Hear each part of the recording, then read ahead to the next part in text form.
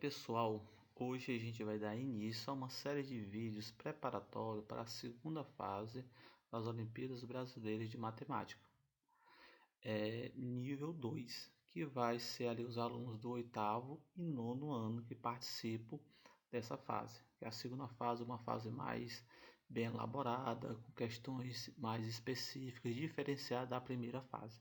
Então nós vamos fazer uma série de vídeos relembrando conceitos, fazendo exemplos e resolvendo questões de provas de anos anteriores da segunda fase. Então nós vamos começar do básico ao mais avançado e cada vez mais adentrando mais profundamente nas questões.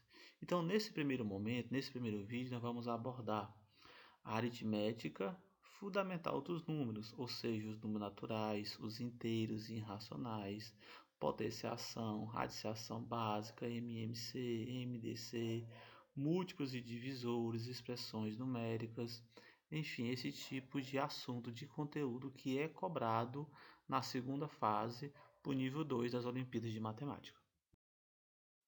A aritmética fundamental, né, que são os números naturais, os números inteiros e os racionais. Nós temos por números naturais, representado pela letra N, esse conjunto, número 0, 1, 2, 3, 4, 5, infinitamente. É sempre interessante a gente ressaltar que nesse conjunto são sempre os números positivos que estão representados aqui. Sempre serão os números positivos, os números inteiros, os números que não são fracionados. Os números inteiros, ou seja, que compreende tanto o conjunto dos números naturais, que são os números positivos, mas também os números negativos. Enquanto os números naturais começavam do zero até o infinito, os números positivos, o conjunto Z, que é o conjunto dos inteiros, vai começar do infinito dos números negativos até o infinito dos números positivos. Aí no caso, por exemplo, menos 3, menos 2, menos 1, 0, 1, 2, 3. Mas é interessante a gente ressaltar que são também números inteiros, não fracionados, que não possuem vírgulas. E nós vamos possuir os números racionais, que vai ser pelo número Q, que são aqueles que podem ser escritos como forma de fração, ou seja, uma fração onde Q que vai ser sempre um número diferente de zero. Se eu puder escrever na fração P por Q. Esse Q, que é o divisor, ele tem que ser diferente de zero. Então, nós vamos ter um meio, menos 3 quartos, o número 7, o número 0, 2, 3. Então, vai compreender tanto números inteiros como números fracionários. E números positivos como números negativos. Então eu posso fazer o seguinte resumo: os números naturais está contido dentro dos números inteiros e os números inteiros está contido dentro do conjunto dos números racionais. Então esses conceitos, essa noção, ela é fundamental para a gente poder compreender as questões das Olimpíadas do nível 2. Potenciação, pessoal. A potenciação ela é uma operação matemática que vai consistir em dois elementos básicos, onde nós vamos ter a base, que é o número de baixo, ou seja, o número que vai se repetir, e o expoente. Temos também a radiciação. A radiciação, nós podemos dizer que ela é a operação inversa da potenciação. Então, onde eu vou ter a seguinte estrutura. Nesse caso, a minha estrutura da radiciação é a seguinte: eu vou ter o radicando, que é o número que fica dentro da raiz. Eu vou ter o índice, que é o número, a potência que está sendo desfeita, a raiz, por exemplo. E tem o radical, que é o símbolo da raiz. Então, essa é a estrutura da radiciação. Ou seja, como eu falei que a radiciação ela é o inverso da potenciação, se eu digo que 2 ao quadrado é igual a 4, a raiz quadrada de 4 vai ser igual a 2. São operações inversas. E aqui alguns exemplos básicos. A raiz quadrada de 9 ela é igual a 3. Por quê? Porque 3 elevado ao quadrado, ou seja, 3 vezes 3 é igual a 9. A raiz quadrada de 25 é igual a 5, pois 5 elevado ao quadrado, ou seja, 5 vezes 5 é igual a 25. A raiz cúbica de 8 é igual. E temos aqui algumas propriedades da radiciação. Nós temos o produto dentro da raiz, né? Por exemplo, eu tenho a raiz n de a vezes x, então vai ser igual de raiz n de a vezes raiz n de b. Como no caso, por exemplo, eu tenho nesse exemplo a raiz quadrada de 36. Ela é a mesma coisa de eu dizer que é a raiz quadrada de 4 vezes 9. Por quê? Qual é a raiz quadrada de 4? 2. A raiz quadrada de 9? 3. 2 vezes 3, 6. A raiz de 36 também é 6. Então, seria igual. O quociente dentro da raiz, se eu tivesse a raiz quadrada de 9 dividido por 16, eu poderia tirar cada uma dessas raízes separadamente. A raiz quadrada de 9 é 3, a raiz quadrada de 16 é 4, seria a mesma coisa de 3 quartos. E temos a radiciação e potenciação são inversas. Por exemplo, se eu tenho raiz cúbica de 2 elevado à quarta, eu poderia escrever da seguinte forma: trazer o número do índice, né? MMC, mínimo múltiplo comum. É um conceito muito necessário dentro da matemática, em toda a fase do processo de ensino de matemática, e dentro das Olimpíadas não vai ser diferente. Então, o menor múltiplo comum entre dois ou mais números naturais que seja diferente de zero. Nós temos aí o exemplo do número 2 e o número 3. Vamos aqui ver quem são esses múltiplos, né? De 2, temos 2, 4, 6, 8, 10, 12, infinitamente. Do 3, 3, 6, 9, 12, 15, 18, infinitamente os múltiplos. Então, nós vamos observar qual vai ser o primeiro. O MDC máximo divisor comum é um outro conteúdo, uma outra questão que a gente tem que ter na nossa mente, que é necessária na matemática. Ela vai ser quem? O maior número que divide dois ou mais números ao mesmo tempo e não vai deixar resto. Essa divisão, esse número vai ter que dividir os números lá, um, dois ou mais, e não deixar resto em nenhum. Se vamos supor, se for 3 números e ele é resolvido dividir 2, mas sobra um resto em algum, ele não será um divisor comum, não pode sobrar nada em nenhum dos números. Temos aí o caso do número 20 e o número 30. Se lá a gente viu os múltiplos, aqui no MDC, vamos ver os divisores. Quem são os divisores de 20? É 1, 2, 4, 5, 10 e o próprio 20.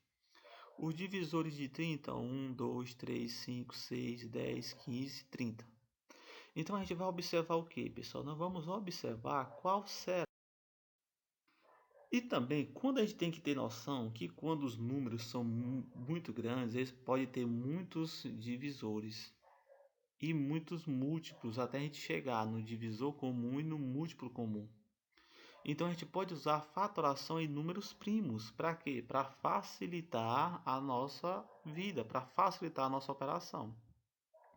Então no caso do MMC, eu vou pegar todos os fatores dos números primos que aparecem.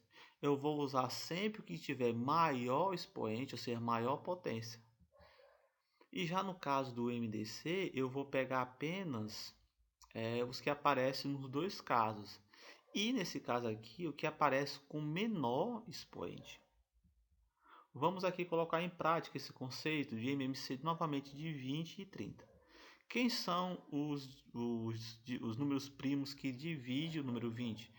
Será o número 2, 2 novamente e o número 5, porque 20 por 2 dá 10, 10 por 2 dá 5, 5 por 5 dá 1. Eu posso escrever que 20 é igual a 2 ao quadrado vezes 5. E os divisores por fatores primos do número 30 será 30 por 2, que dá 15, 15 por 3, que dá 5, 5 por 5, que dá 1. Então, posso escrever o número 30 dizendo que 30 é igual a 2 vezes 3 vezes 5. A partir que eu tenho esses dois números fatorados por números primos, eu posso descobrir tanto quem é o meu MMC como o meu MDC. No caso do MDC, o máximo divisor comum, o que eu vou pegar, pessoal? Eu vou pegar os números que aparecem nos dois casos. Então, eu tenho o número 5 e o número 5. Expressões numéricas. É interessante aqui a gente ver que na matemática, muitas vezes eu vou me deparar com situações onde eu vou ter várias operações ao mesmo tempo. E ela vai estar dentro de parênteses, dentro de colchetes, dentro de chaves. Eu vou ter potência, raiz, multiplicação, divisão, né? Então, nesse caso, o que é que eu vou fazer? Eu vou fazer o seguinte, eu vou ter uma regra para me fazer a solução dessa expressão. Aonde se eu não obedecer especificamente essas regras, eu não irei chegar à solução correta da questão, da expressão. Então, qual é a ordem, pessoal? Numa expressão, eu vou resolver primeiro quem? Quem estiver dentro do parênteses. Depois, quem estiver dentro de colchetes. Por fim, quem estiver dentro das chaves. E finalmente, eu vou resolver potência e raiz, multiplicação e divisão, dando preferência da esquerda para a direita quando se apresenta as duas ao mesmo tempo, adição e subtração, também dando preferência da esquerda para a direita quando as operações aparecem ao mesmo tempo. Então, eu preciso lembrar, fixar, ter essa regra na minha mente para poder resolver expressões numéricas. Como no caso, pessoal, observe esse exemplo, eu tenho 2 mais 3 vezes, abre parênteses, 4 mais 1, fecha parênteses, elevado ao quadrado. Observando as regras, primeiro eu vou resolver quem? Quem está dentro de parênteses. Então, 4 mais 1, 5. Então, eu repito a expressão 2 mais 3 vezes quem? 5, que é a solução do parênteses. Agora, eu poderia até já tirar de dentro do parênteses, até deixei para especificar, mas nem precisaria deixar dentro do parênteses e resolver quanto é 5 elevado ao quadrado? 25. Então fica 2 mais 3 vezes 25. Então eu tenho uma soma e uma subtração. Eu vou resolver qual primeiro? A multiplicação, segundo a minha regra de resolução. Então, 3 vezes 25, 75. Então fica 2 mais 75. E por fim, eu faço a minha soma, a minha adição. 2 mais 75 igual a 77. Então a gente vê uma expressãozinha simples, mas eu tenho que obedecer a minhas regras de resolução de expressões numéricas. Primeiro, relembrando, parênteses, depois colchetes, depois chaves. Por fim, potência e radiciação, multiplicação, divisão, adição e subtração, dando preferência da esquerda para a direita quando está presente mais de uma vez essas operações. Enfim, pessoal, para a gente terminar esse vídeo de hoje, nós temos uma questão do ano de 2024, da segunda fase do nível 2. Temos a questão 2, letra A, que a gente vai resolver a letra da questão 2. O que é que a questão 2 diz? Em uma brincadeira, Euclides escolhe um número natural. Coloca esse número no topo de um tabuleiro ao lado e realiza o seguinte procedimento. Divide o número escolhido por 3 e anota o quociente e o resto. Se o resto for zero, coloca o quociente logo abaixo do número. Se o resto for 1, coloca o quociente deslocando uma casa para a direita. Se o resto for 2, coloca o quociente deslocando duas casas para a direita. A seguir, ele repete o mesmo procedimento para o quociente obtido. Na figura, vemos a brincadeira de Euclides, que começa com 59 e termina com 6. Na quarta casa da base do tabuleiro. Então a gente pode observar que cada vez conforme for o número de resto, ele vai pular as casas. Então, letra A. Faça a brincadeira que Euclides com o número 51. Então, eu vou fazer esse mesmo procedimento que Euclides fez com o número 59, agora só com o número 51. Vou pegar 51 e dividir por 3 e seguindo a seguinte ordem. Se o resto dessa divisão for zero, eu vou colocar o meu quociente abaixo do número. Se restar 1, eu vou deslocar uma casa. Se restar 2, duas casas. Se restar 3, três. Assim por diante. Então, pessoal, a gente vai para a solução dessa questão fazendo o mesmo processo que foi mostrado para nós no enunciado. Então, tem o número 51 e eu vou dividir para 3. 51 dividido por 3 é 17 e não resta nada. Logicamente, se eu pego o mesmo exemplo no da questão, eu vou escrever o 17 embaixo do 51. E vou fazer agora a divisão de quem? De 17 por 3.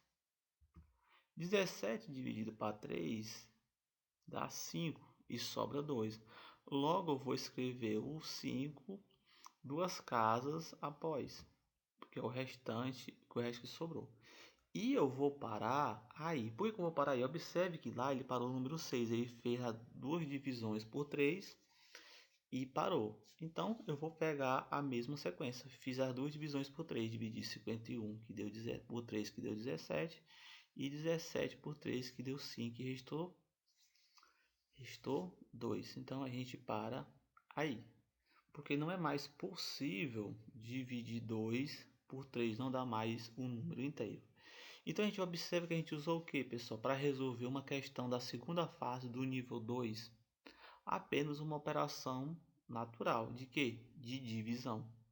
Mas que a gente teve que usar uma lógica, usar a nossa observação de como a questão é feita. Então, as questões do segundo nível das Olimpíadas ela é diferente do primeiro nível. Elas não são mais objetivas.